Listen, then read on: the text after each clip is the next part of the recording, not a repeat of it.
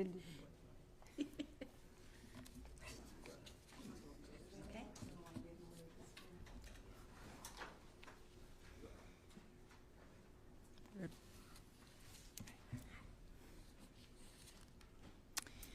How many of you have seen someone run a red light, looking at their cell phone while driving, driving well over the speed limit, weaving in and out of traffic? Almost all of us have witnessed these kinds of behaviors. Fatalities from dangerous driving are among the leading causes of death in Minnesota. Last year, 477 people died on Minnesota roads, according to the Office of Traffic Safety. In the 4 years prior to the COVID-19 pandemic in 2020, Minnesota averaged 374 traffic fatalities per year. In the 4 years since, that average has jumped by 22%, up to 455 fatalities per year. These fatalities come from an easily preventable driving behavior like drinking alcohol and driving, texting while driving, speeding, and driving without a seatbelt. If every intoxicated driver instead used a ride share or got a ride from a friend, we could save lives. If drivers refrained from responding to a text or watching TikTok while driving, we would save lives. If drivers slowed down, we would save lives. If drivers took a couple of seconds to buckle their seatbelts, we would save lives. Dangerous driving is not an innocent mistake. Its consequences are deadly and must be treated as such. We would all be outraged if we watched someone fire a gun into a crowd, even if inadvertently, or leave deadly drugs in a children's park. Drunk driving or racing 40 miles over the speed limit can have the same impact. Dangerous driving is not just deadly, it's costly. Fatal crashes cost Minnesota taxpayers over $3 billion a year in lost productivity, medical bills, legal expenses, congestion, property damage, and workplace losses. Our office is committed to reducing and eventually eliminating dangerous driving fatalities. Over the next few months, the Hennepin County Attorney's Office will host multiple educational sessions in the community discussing dangerous driving behavior and how to change it. We've already begun this outreach effort, visiting local high schools to engage with young people about this critical issue. Additionally, we will be engaging people via social media and traditional media to raise further awareness. For far too long, we have accepted driving fatalities as a way of life. And because of that, we've lost family members, neighbors, and friends. It's time that we work together to tackle this problem. Our lives and the lives of future Minnesotans depend on it. We're joined today by people and organizations who do incredibly valuable work in this area, and with whom we are looking forward to finding opportunities to partner over the course of this campaign. I'm pleased to have Lisa Kahns here from the Minnesota Safety Council. Good morning. I am Lisa Kahns with the Minnesota Safety Council. I'm the Director of Traffic Safety and Advocacy. I would like to thank the Hennepin County Attorney's Office for launching this critical initiative. Extreme speed, road rage, and just plain bad driving exploded during COVID. We can talk all we want about bad drivers to do better, but changing habits takes time. In the meantime, right now, the best thing each of us can do is make sure safe drivers are driving even safer. For example, if the safest drivers, as mentioned, pay attention, drive posted speeds and for conditions, don't drive impaired, and click that buckle, imagine if we all did this. Employers are the perfect position to remind their employees their most valuable asset about driving being good business. Why it matters is because no matter what their job is, the most dangerous thing our employees do is drive. While for some, driving is a part of their job. For others, it's a risk on the road that affects everybody. Whether on their commute, running errands, after a workday, or traveling on weekends, choices on the road can impact not only themselves, their coworkers, families, and their communities. What can employers do? They can distribute informational campaigns within the workplace. By sharing campaign resources and safe driving reminders via newsletters, e-blasts, intranet postings, and digital signage or bulletin boards. Highlight seasonal driving risks. prom season, construction season, distracted driving awareness month, work zones, etc. Encourage to share messages with family members. Incorporate short driving safety reminders into staff meetings. Host lunch and learn sessions that are available tool to get resources out to them. Lead by example. Create or reinforce a workplace safe driving policy, especially for employees who drive for work. Encourage leadership to model safe driving habits. Support alternative transportation by promoting carpooling, biking, and public transportation. We invite all employers, big or small, to join in on this effort. Employers are uniquely positioned to be change agents when it comes to road safety. Safe driving just isn't a personal issue, it's a workplace one too. Let's make traffic safety a core part of our workplace culture, because every employee deserves to arrive home safely to their loved ones each day. You are not alone out there. We have a great employer resource tools on our website at drivesafemn.org. They are ready for you, and there's a lot that you may need. You can also sign up for our monthly newsletter for easy access to timely safety campaigns and tools. The next time you get behind the wheel, don't just think about how you're going to get there. Think about how you're going to get there safely. The people waiting for you want to see you just as much as you want to see them. Let's work together to create safer roads, one decision and one driver at a time. Thank you. Next, we have Tom Music from Hennepin County Towards Zero Deaths. Hi, everyone. Thank you to the County Attorney's Office for organizing this event and inviting me to participate. My name is Tom Music, and I'm with Hennepin County Public Works, and I'm our Towards Zero Deaths program coordinator. I'm here to tell you about a collaborative effort to eliminate severe and fatal crashes on our roads for all road users, including those who walk, bike, roll, use public transit, and drive. With your help, we're developing a Towards Zero Death action plan to identify and upgrade roadways along our transportation system with the highest concentrations of fatal and serious injury crashes. We know engineering plays a part in this. Each year, my colleagues in Public Works modernize roads along our transportation system to encourage safer speeds, reduce the risk of crashes, and protect vulnerable road users. But we also know engineering alone is not the answer. We know this from our safety partners here, who are focused on unsafe driving behaviors such as speeding and distracted driving. Our collaborative approach features safety strategies from all of the E's of traffic safety, which include engineering, education, enforcement, and emergency services. And as we develop our action plan, we want to hear from people about how they use our roads and the safety issues that matter most to them. We invite people to point it out by sharing their experiences on our online interactive map, and we invite them to take our online survey at beheardhennepin.org/toward-0-deaths. Thank you to the Hennepin County Attorney's Office for elevating this important issue.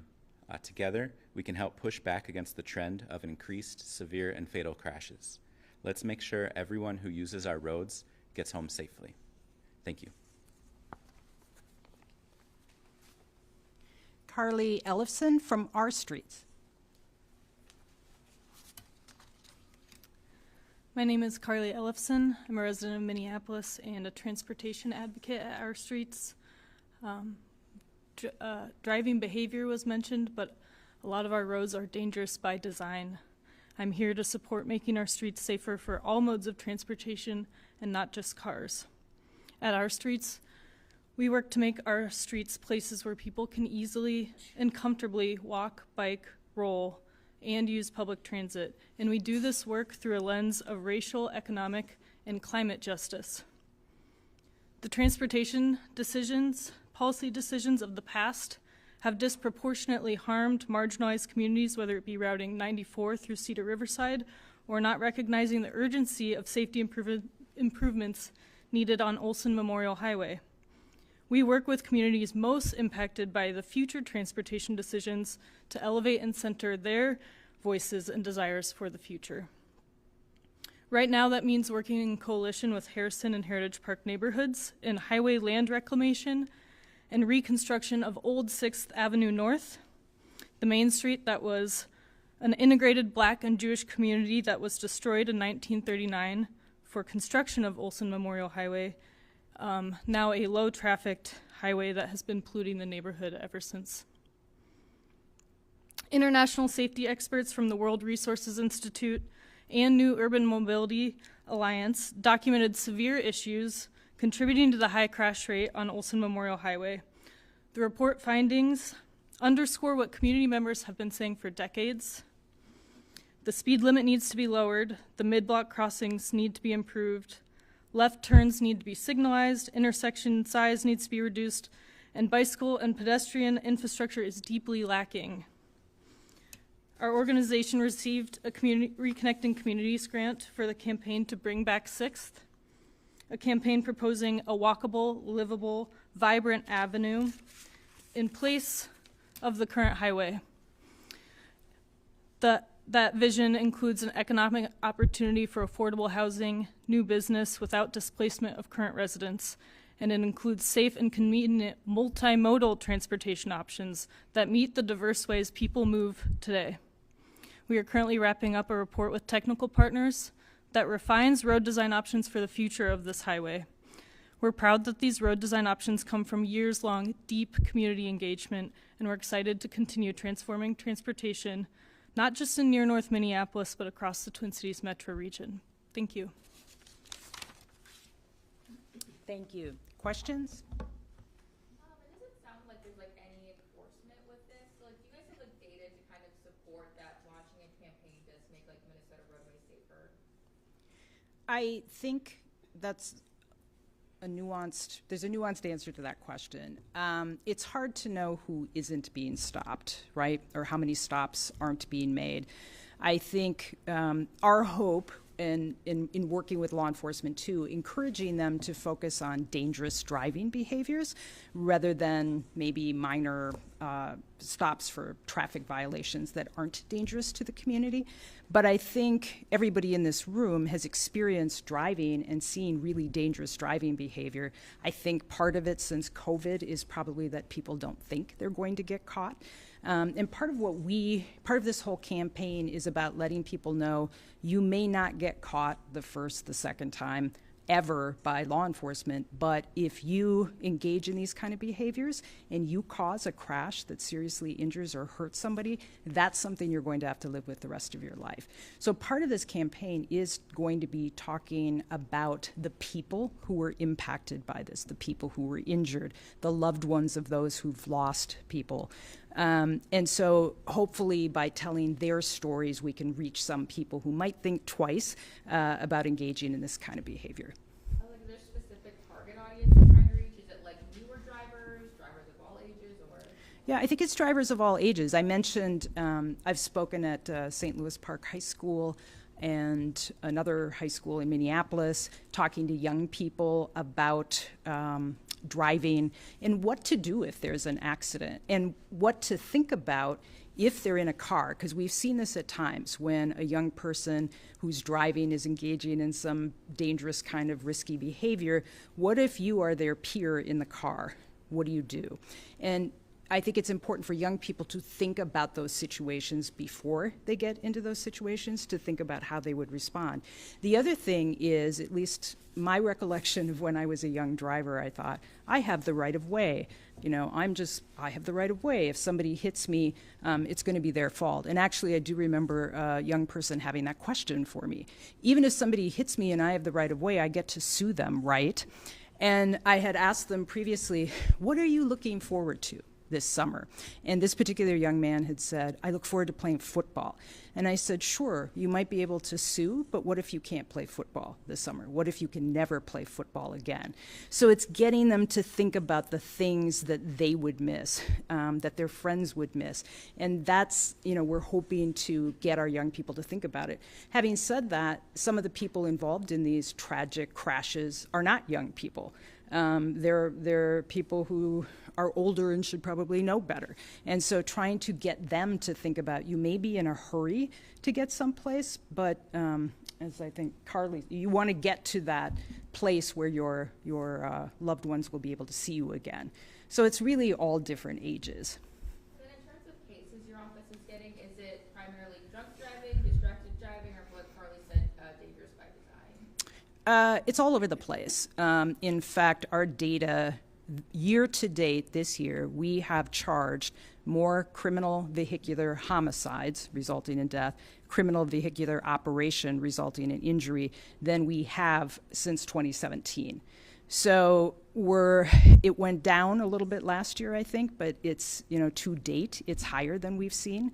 And so we think it's important to get people talking about this, get it publicized, get people thinking about what do I do? What is my responsibility when I get into a car?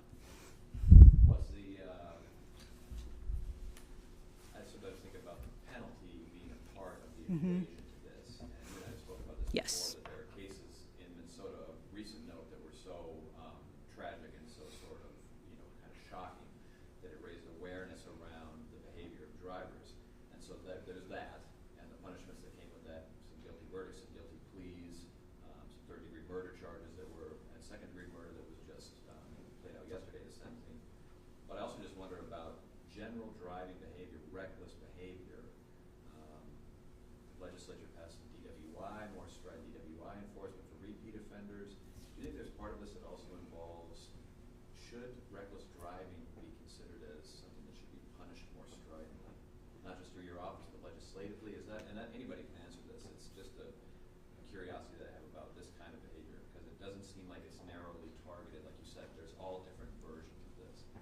Yeah, I can't remember the entire preface of the question to repeat, but the gist of it is, should we be increasing penalties for what would be considered misdemeanor conduct like reckless driving? As I've said before, deterrence is really about the certainty of getting caught. It's not about the penalty. So we could increase penalties, but if people don't think they're going to get caught, it will not deter them from driving that way.